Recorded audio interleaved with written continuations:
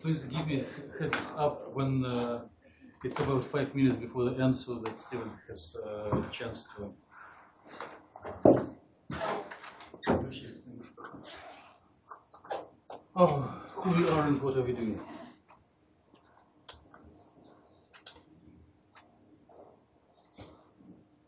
Oh, Yungu, you are first among those who experienced installing. So add maybe screenshot in a way so that those who didn't will learn from you and repeat.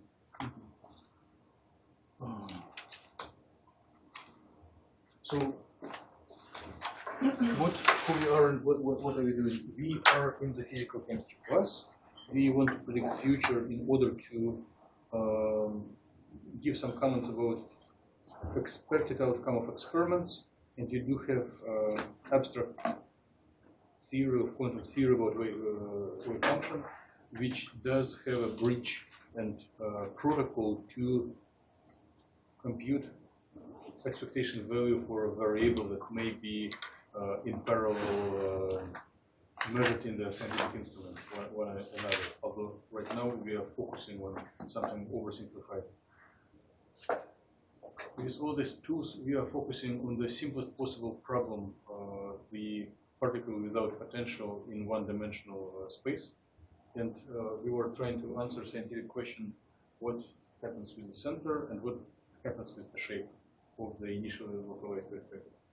So we are done with the shape, and we found that it becomes wider and wider as time passes by, and we stopped almost done with the center of the wave function. So in addition to 3 ways of predicting future through wave function and Schrödinger equation expansion, we added the 4th method based on so-called Heisenberg equation of motion, who gives a protocol to predict evolution of only the observable that we need to find expectation value. By the way, did you notice when we wrote sigma x and sigma p bigger or equal than h squared over something? And here it is only h without square. Because here delta x is defined as square root of sigma x. I was just tracking back, like if I would sit in the class, I thought, oh, instructor is lying. So this is the summary of what was logical unit of previous lecture that I'm about to complete in hopefully 10 minutes. So Schrödinger equation of motion helps to find outcome of the expectation value of variable as function of time if you know initial condition. And we are practicing this protocol twice. Once for position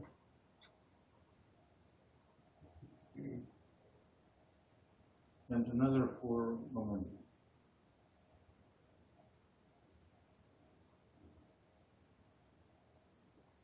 This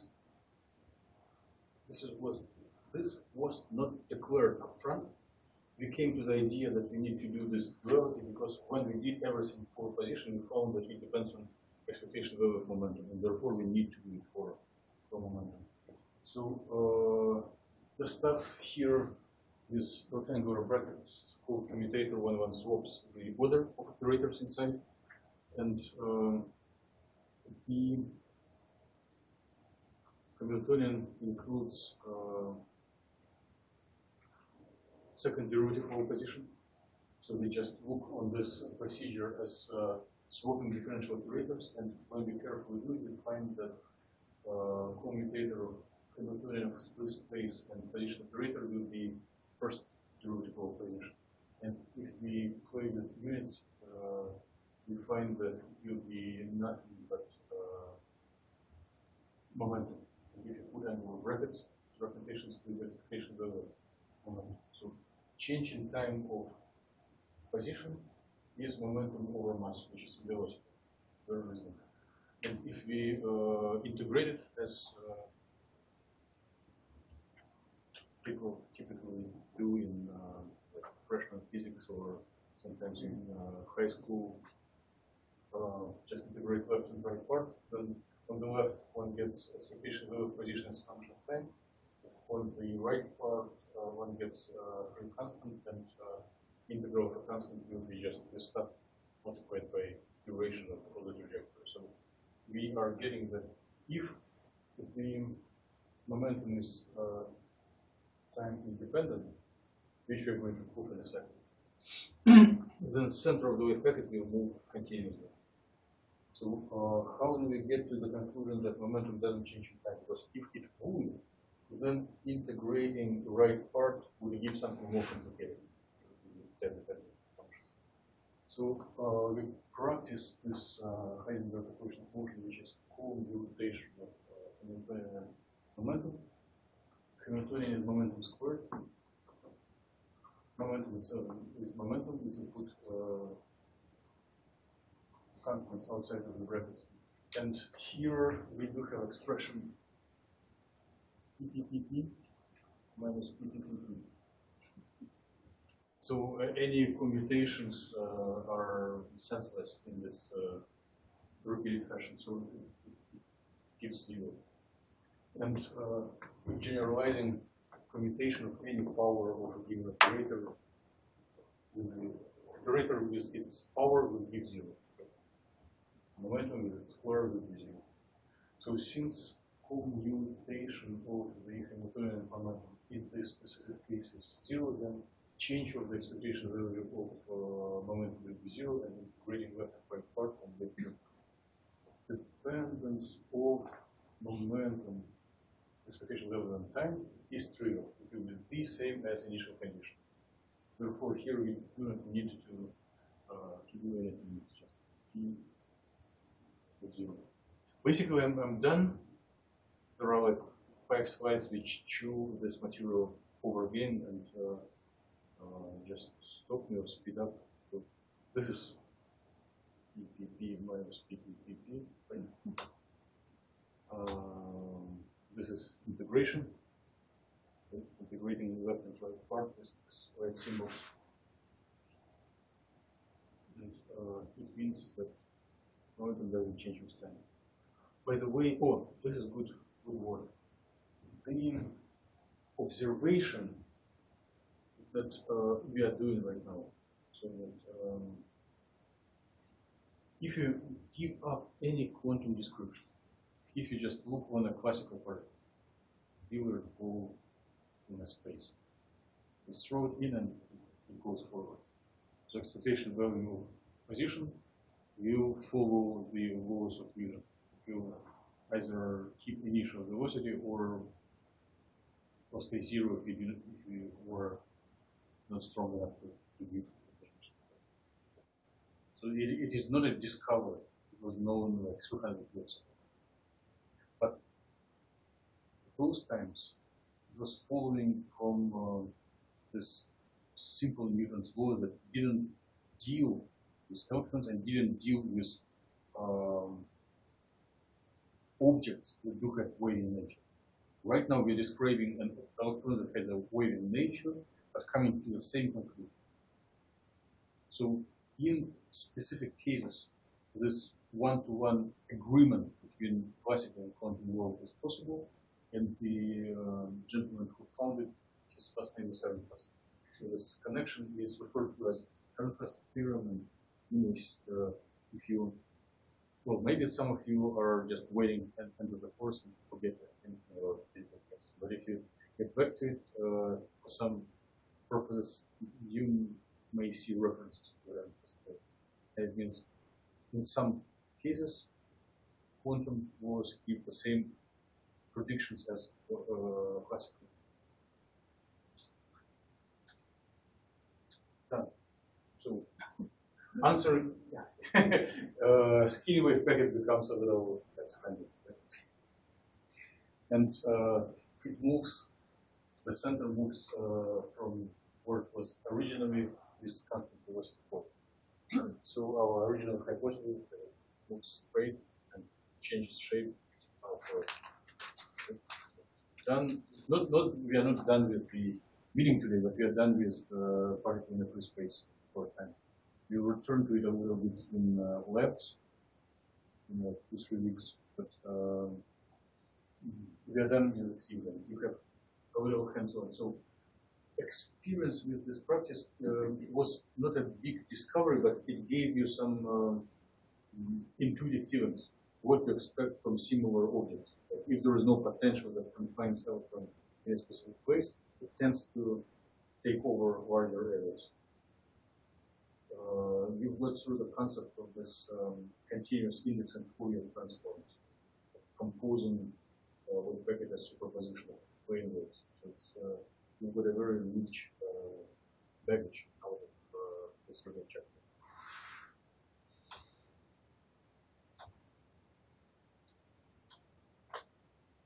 Okay.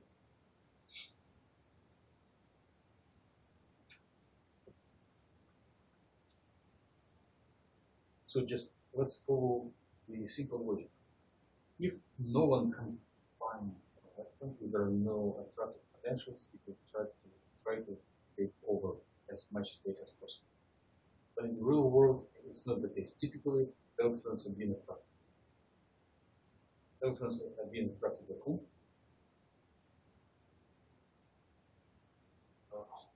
Who attracts electrons?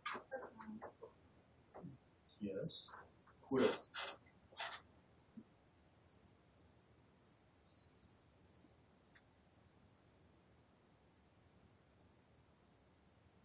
More general. No. Any positive charges, right? So, like nuclei, right? Ions, nucleus of carbon, of hydrogen, of oxygen, of anything is done. And again, we are waiting before we can describe realistic systems. We are looking at shortcuts. And we are seeking, or at least I'm seeking, such system which will be most easy to describe with our baggage, so that we do not we can digest material continuously. So some simple objects.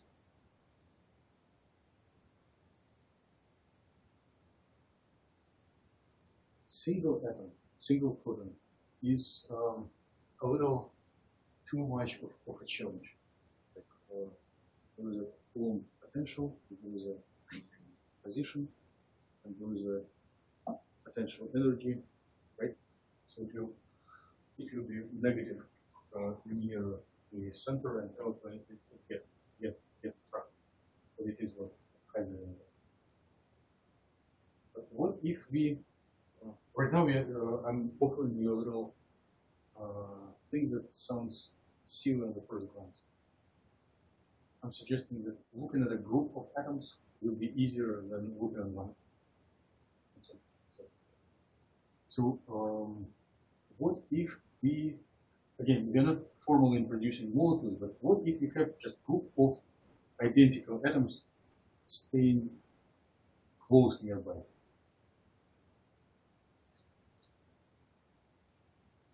One atom, another one, another one, another one. So what would our 4 electron field? And summation of all of this potential, right?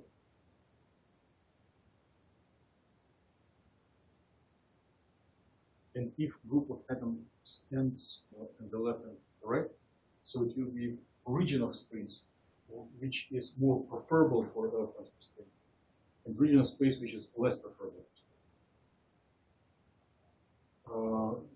Which can be simplified even as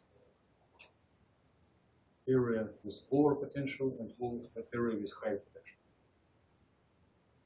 So it's simplest possible deviation from the free space where there is no potential at all. Now let's chat a little what could be realistic examples of such systems? Which systems would realize group of atoms that attract nucleus, that attract electrons in one space, and absence of nuclei or different types of nuclei that do not attract electrons in the other region of space? Which examples would you think of?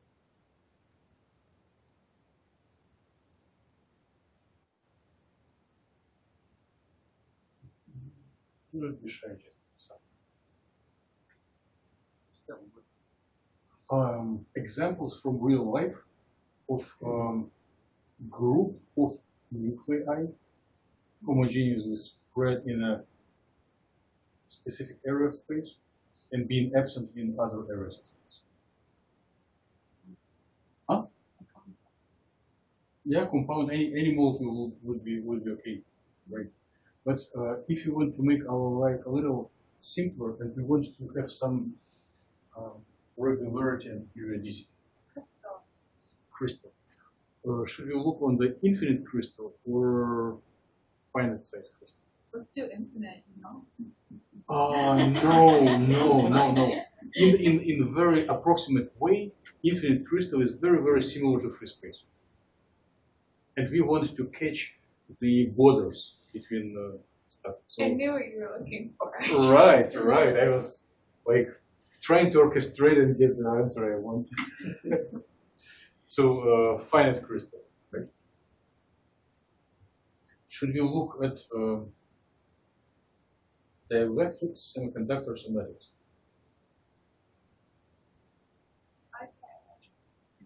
Huh?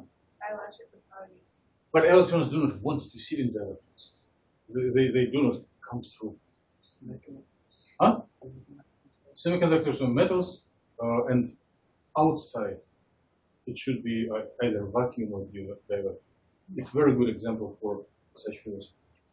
But it is a little too physical, even for physical chemistry. Give me a little science who is doing research.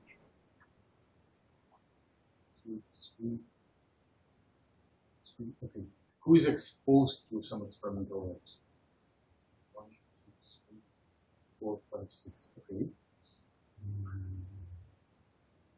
And you all are in chemistry and biochemistry. No one is from polymers and fluids. So you know what are polymers? Can polymers conduct electricity? Which ones? Just let's do it simple logic and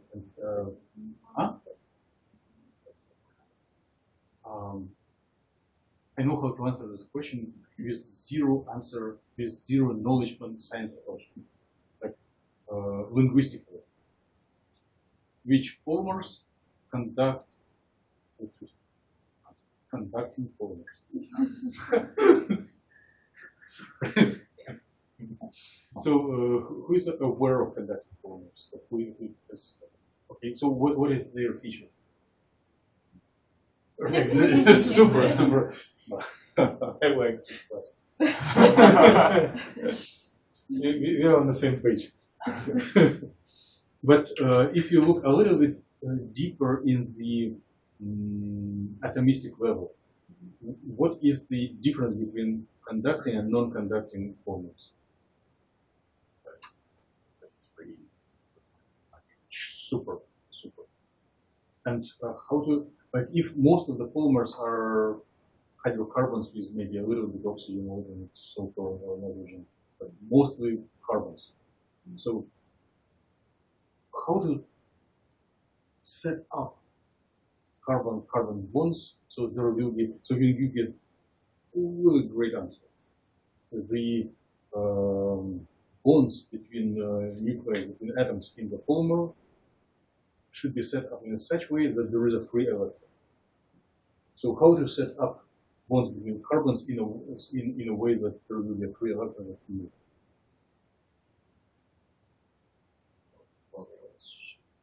orbitals what? Orbitals. Okay. Huh? Residence with some upscale concept. Complicated. Yes, very good, very good. Yes, yeah, it's not wrong. You just have less than 4 bonds. Yes. We are coming to the right solution. Ionic bonds. It may help. Huh? Using polar materials. It will be for maybe ionic connectivity, but if you want electrons. Combining all of those with an atom like nitrogen that has a free lone pair of electrons. Super. You are introducing concept of doping, which is really increases conductivity. Super. But same as with Alice, I'm trying to orchestrate to get the answer that I want. By now I didn't succeed, but your answer is coming very close to the one I intend. So if you have a carbon, one carbon, and maybe another, which bonds carbon to carbon, which carbon, is there only one type of the bond or a little bit more? Double bonds. Double bonds can be more than double, triple bond? Quadruple, it's, maybe I never saw it. So, one, two, single, double, triple.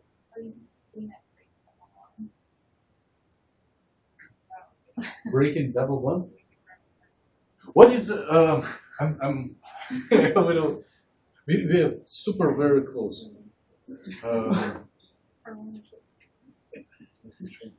So, what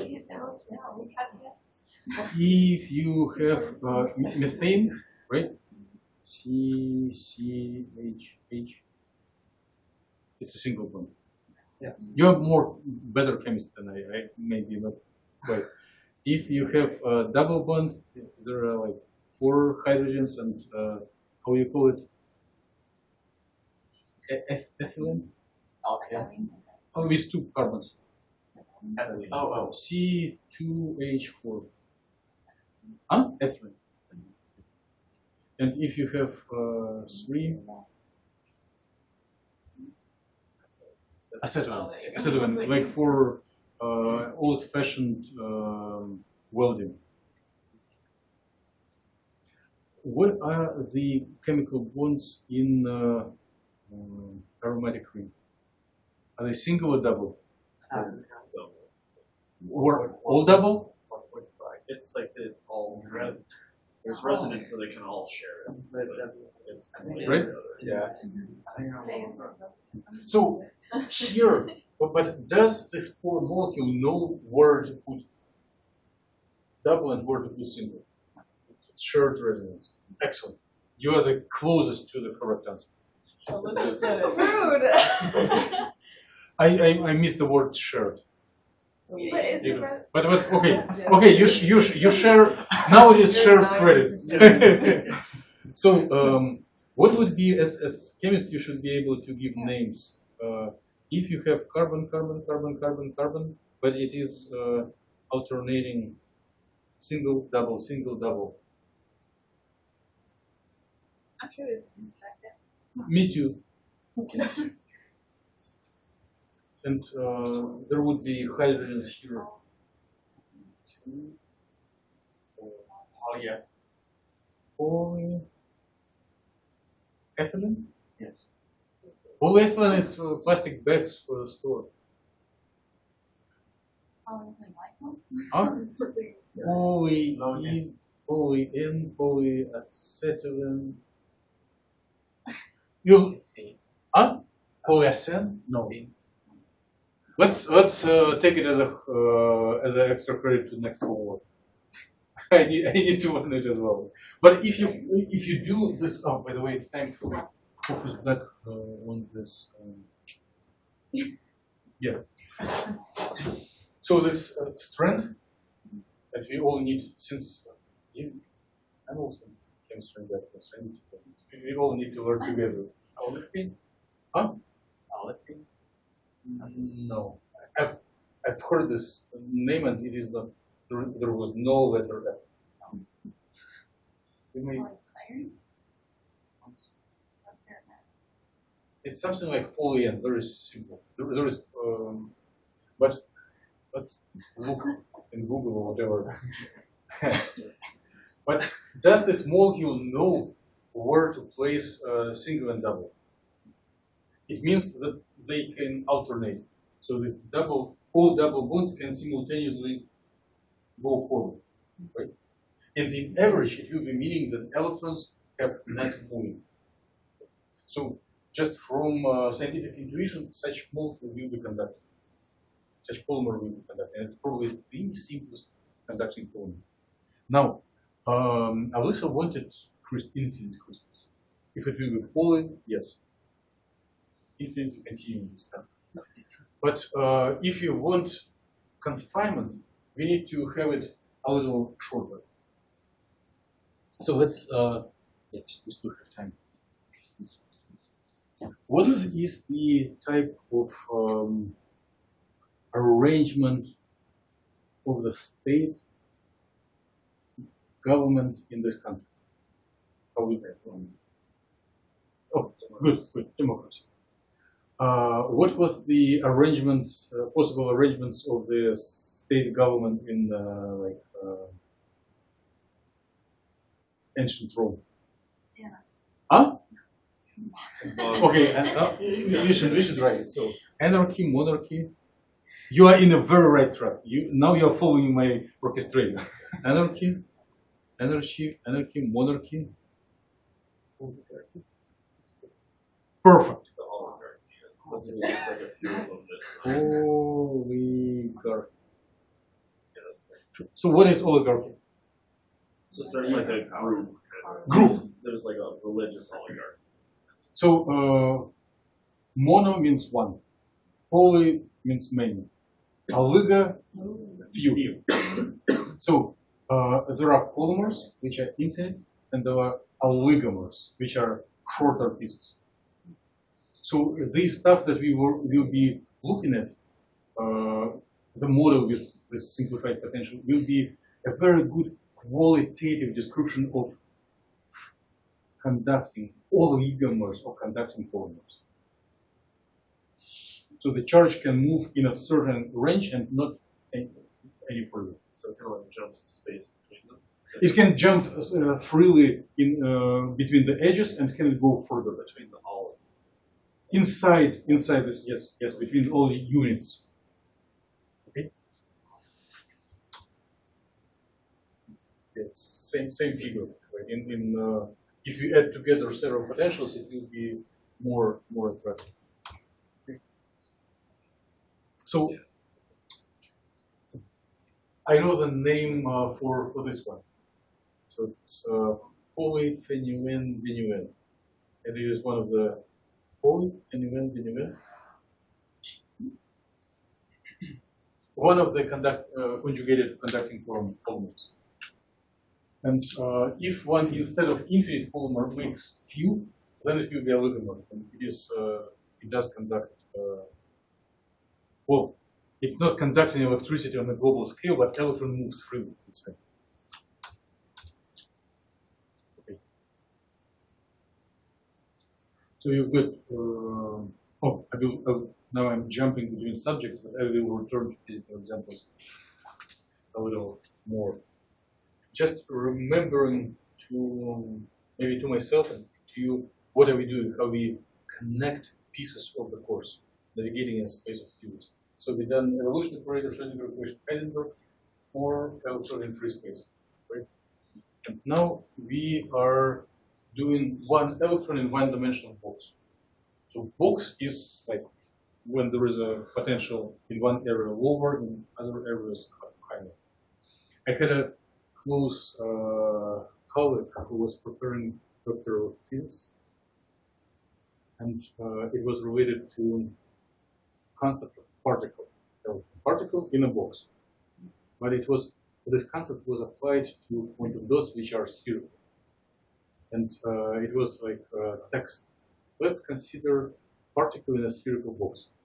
And then this thesis was offered for proofreading to help to a professional linguist who has no idea about science, but clear vision of how to speak very clean English. And it was an argument. We need to correct this place. Box cannot be spherical. You need to write particle in a spherical container. But it's more colloquial. And we'll do it first with Schrödinger equation. So it will be our entertainment for maybe a week. And in here, you are growing a little bit low. We are looking at different ranges of knowledge. But if in some colleges one wants to shorten and give absolute minimum of quantum theory, then this one electron in one-dimensional box by Schrödinger equation is the smallest part of quantum theory that cannot be shrunk further. So it's like minimalistic material to get basic ideas. So in some sense, if you've been not super enlightening, you get some ideas naturally and you go beyond it very quickly. But it is something that is expected as basic knowledge. So, allegorically, right? Credit to John.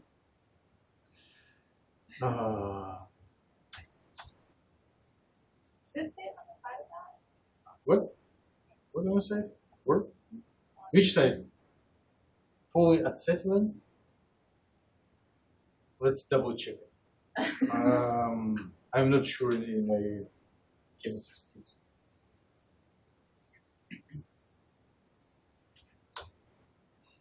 And here are just more examples of conjugated polymers of which one can make oligomers, like polyethylene or pyrene with sulfur replaced, the pyrene, whereas pyrene is replaced with nitrogen, and acenes, which in smallest it will be like benzene, naphthalene, what is this? This three-ring anthracene, tetracene, pentacene.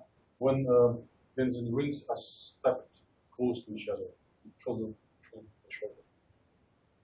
And interestingly, that tetracene is oligomer with just 4, pentacene with 5, brought a wave of strong scientific interest in the last 5 years. Give some cool progress of so-called single fission. Okay. Semiconductors and dielectrics. So our mathematical muscles by now are sufficiently strong to solve one-dimensional problems, but not yet strong to go out of one dimension. We'll try to, but not to. So oligomers are definitely one dimension in approximate way. Right? If you have the strength, electron goes forwards and backwards. Where else electron can go forwards and backwards? And with forgetting about the rest. Let me offer something that you may buy. Suppose that you have metal or better semiconductor fabricated in a way of a thin film. And then it is sandwiched. So I'm offering you intellectual sandwich. So it is sandwiched between 2 layers of dielectrics. So dielectric and semiconductor. If it is a homogeneous semiconductor, then moving in X and Y plane will be trivial. It will be like same as free space with a little features because there are periodic atoms. But in the direction Z between the sandwiches, it will be in some sense similar to oligomers. So electron can move forward and backwards, and here it gets bounced back. Right? So different potential. And this is called confinement.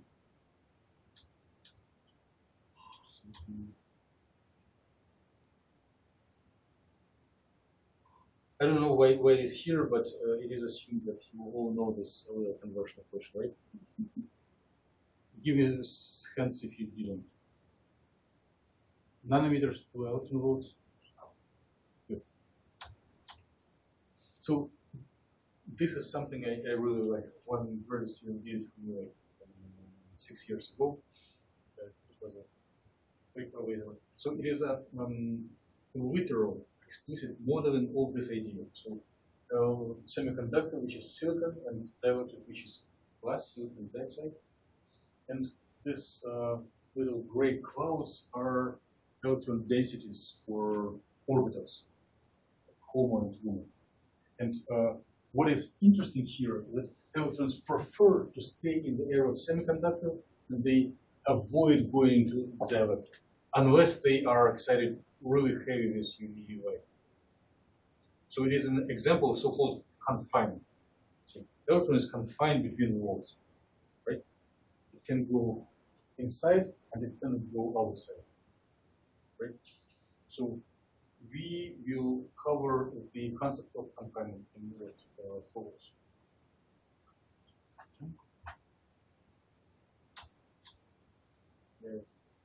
It's this image was done by Daniel Ramirez, whom Alyssa knows. Okay.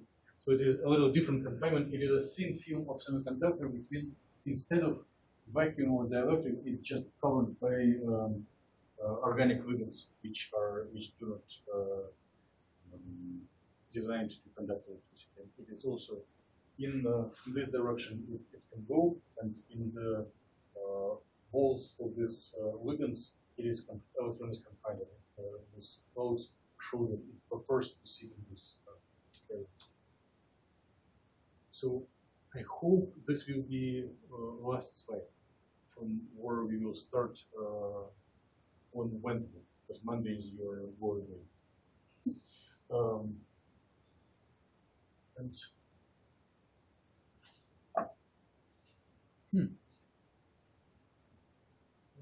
Something very convincing here. There is an argument that Alyssa will take for sure, and maybe you will take as well.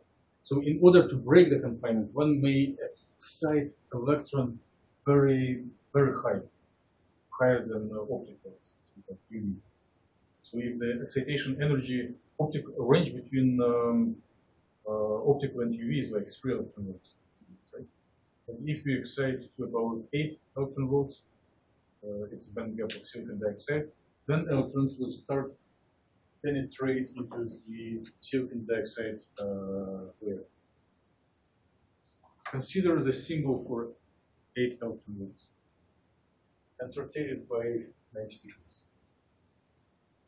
So from the point of experiments in the visible range excitations, 8 electron volts is as big as infinity. Okay? In some audience, this analogy introduces love. So the model that we will explore will have Hamiltonian different from what was for the first place. The kinetic energy will be as earlier, second derivative, and potential energy will be 0 if we inside this confinement region, and will be infinity if we are outside of it. Okay? So this is the point where we will start this. Now we formulated a mathematical problem, and we will start to find eigenstates by Schrödinger equation, and we will start try to predict future what happens in the electron in such stuff. Oh, this is just mathematical expression. So this, yeah, done. And now, please do not leave. We are starting our Monday session. So our Monday starts on Friday, and it means that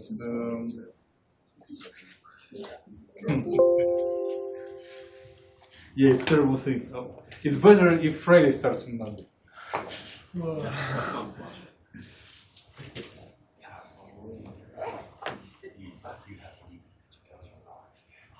So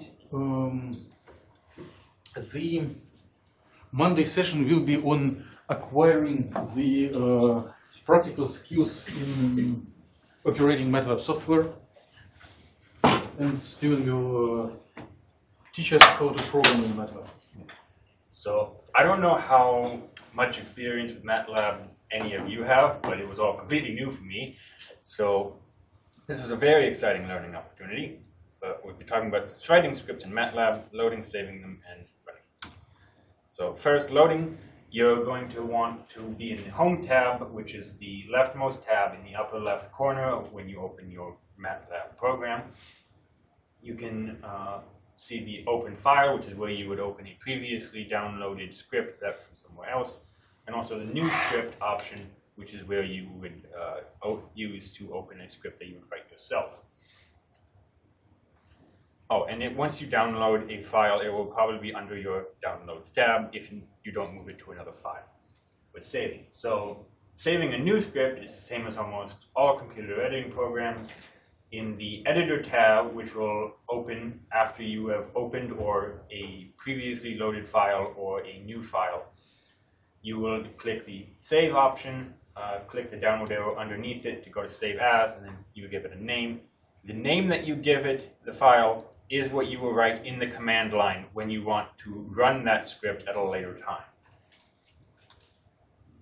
So presentation script 1 is what I saved mine as, and that's what I would enter in the command line to run it. So all you have to do is enter the script name into the command line and press the Enter key on whatever device you're using to run it. And to run a new script, there will be a large green button that's shaped like a typical triangle play button in the Editor tab when you're writing a script, and that will be how you can run it to see how it would perform before saving it and trying it. So specific actions that Dr. Killen asked that I cover to make sure that we all know how to do them. Conditional statements, A equals B. So it's a script statement that checks against values of A and B. A10, B5, A equals B is false. A10, B10, A equals B is true. This is an example of an if statement. There's also other if statements, as you can see in my script that I wrote here. If Z is less than 5, perform this operation and then end. You always need to have an end on any reserved statements such as for or if, or there are others as well, or else they will just not run properly and also just continue that action forever. So loops, the other important programming subroutine that you can do. It allows you to repeat a set of script statements that are inside the for loop for a certain number of times until you tell it to stop or it meets a certain condition.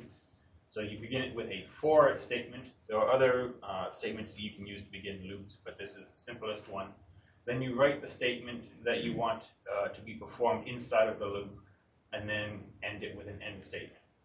As I said, you need to end your any loop with an end statement or to get stuck and repeat forever and not run properly. So what I have done for this example in my little script that I wrote for this presentation is that if f is between the values of -1 and 1, perform this action on the value. And then repeat that until it meets a value above 1 or below -1.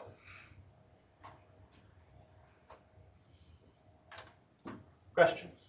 Okay, let's thank Steven. I have a question right away. Yes. Where is the output of your code?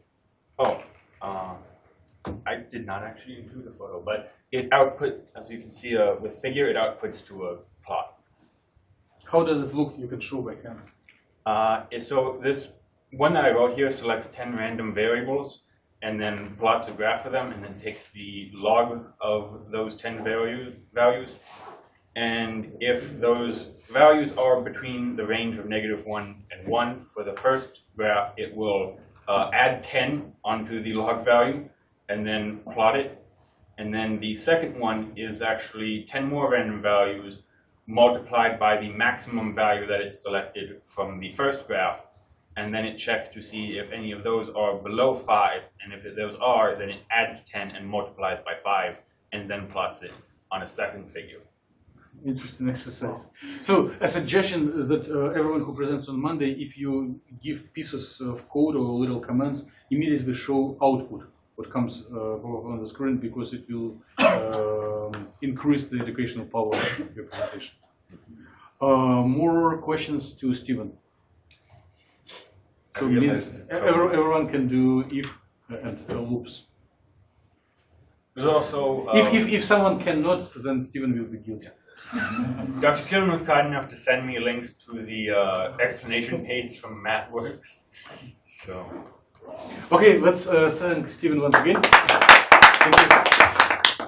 And please consider to send PowerPoints by midnight of Sunday, and let me know if any help is needed.